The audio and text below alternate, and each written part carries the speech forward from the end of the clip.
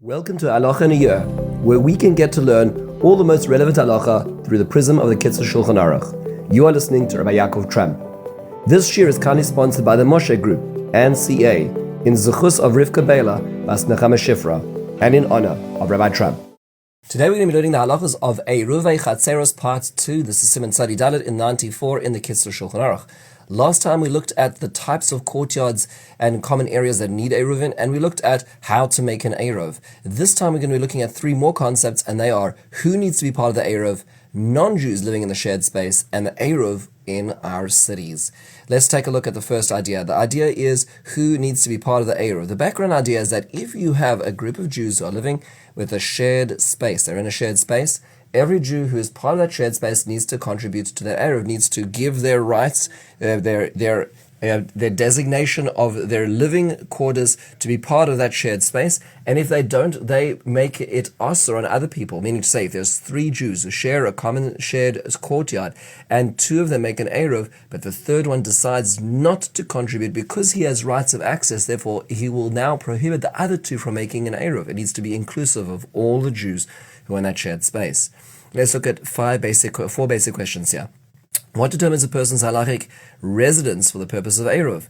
So, meaning to say, is your eating or is your sleeping? So the halacha is, if a person eats in one place and sleeps in another, the place where a person eats is considered their halachic residence regarding the laws of Eruv. So he only causes a prohibition on others if he eats his own food in a special room in this area, let's say in his room or his apartment, but the place of sleep does not create a prohibition. So if he's sleeping across the street in a separate apartment building, and he eats in this apartment building because he has a room here where he eats, that room where he eats is where he's going to have the rights and therefore makes a prohibited for others unless he is part of the Eruv. Does a temporary guest in a courtyard prohibit others from carrying if no Eruv is made? So in this case, according to some halachic authorities, if a guest stays in a house only for less than 30 days, he does not prohibit others from carrying, even if he has his own room, provided that there is at least one other permanent resident in the courtyard, even if that person happens to be a non-Jew. Meaning, therefore, the guest, in a certain sense, is considered a non-entity when it comes to an Eruv and does not need to contribute towards the Eruv if he's only there for less than 30 days. What if all the people in the courtyard or in this apartment building are guests? In that case, if it's a guest house and everybody's a guest, then if they're eating and if they have their own eating quarters in their rooms or in their quarters, then they do prohibit one another, because it's not like there's one person is the owner and the other people are the residents. Everybody's considered a guest in this case. Everybody's a guest, and therefore they will make prohibited on one another. Is this opinion accepted by all? The answer is no. Some halachic authorities are more machmir, they are more stringent, and that is that a guest is considered like a tenant if he has a special room where he eats, and therefore a priori it is best to follow the stricter view and make sure that everybody, including guests, are included in the Eruv. But it should be made without a bracha, because not everybody agrees to this. And if the Eruv was not made, one may be lenient and rely on not having to have this guest make asur on other people, make it on other people. We move to our next topic, and that is non-Jews living in a shared space. This is very common in an apartment building. You'll have X amount of Jews and you have Y amount of non-Jews. How do we treat the non-Jews when it comes to the Eruv? So obviously a non-Jew can carry on Shabbos because they do not have the prohibition of Shabbos or Hotzah on Shabbos. But how does that relate to Eruv? So the halacha is if one Jew lives in this courtyard and there's a let's say a non-Jew or a bunch of non-Jews, that does not prohibit the Jew from carrying, because there's no need for an Eruv.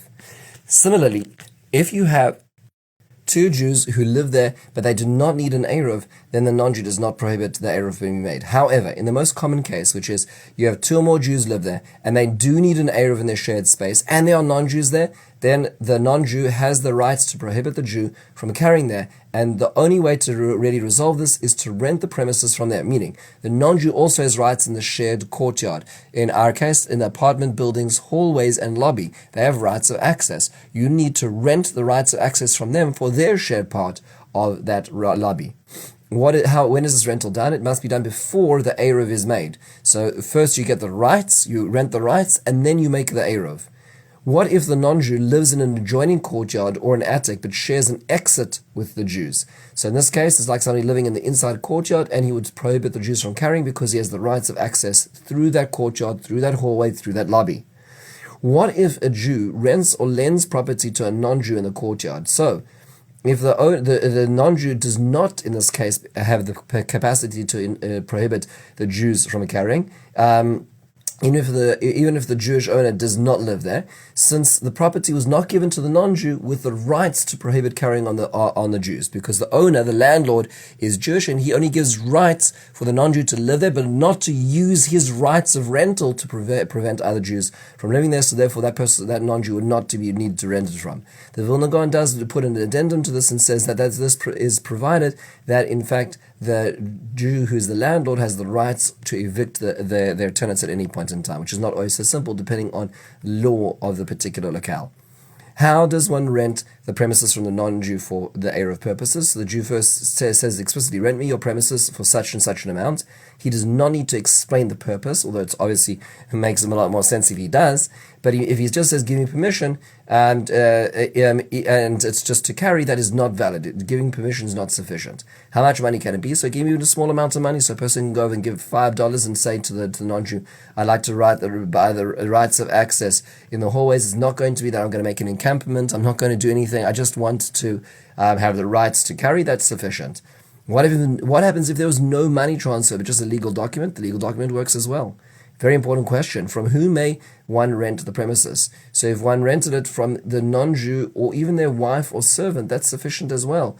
This is very helpful because you can now deputize people. This happens a lot of times when let's say a group of Jews are going to a hotel and it's Shabbos and the hotel is not circumscribed by an Eruv, but inside you want to carry in the hallways and in the lobby. In that case, speaking to the manager and renting rights from the manager, even though the manager does not own the hotel, is sufficient to be able to create that Eruv.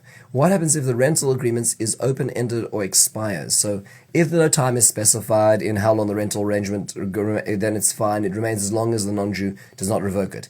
If a new non-Jew moves in, a new rental is needed from the new non-Jew. If the agreement has a time limit and the non-Jew subleases, it's still valid because it's still within that time limit. If the non-Jew dies or sells to another non-Jew, a new rental is required. If it's rented from a servant without a time limit, it's only valid when that servant or that manager or that person who's there is actually there. And if it has a time limit, it's valid even if the servant leaves, because then it was meant for a time limit as well. If the rental does expire, must a new Eruv be made? And the answer is yes, because the Eruv does not renew by itself. If a new rental is needed, a new Eruv is needed as well. What happens if it's impossible to rent from the non-Jew? So then in that case, sometimes it's just not possible. The Jew may ask to the non-Jew to lend them space to place an object of significance in the non-Jewish apartment. This gives them the rights in the non-Jew's apartment, and that this will allow then the Jew can then rent the premises on behalf of the residents because the item that they're allowing to stay in the non-Jewish premises. What is the status of a apostate, a Jew who converted or left Judaism, or a person who publicly desecrates Shabbos? So they're treated like non-Jews, and you must rent the space from them as well. Some say even if they are transgressors of rabbinic violations.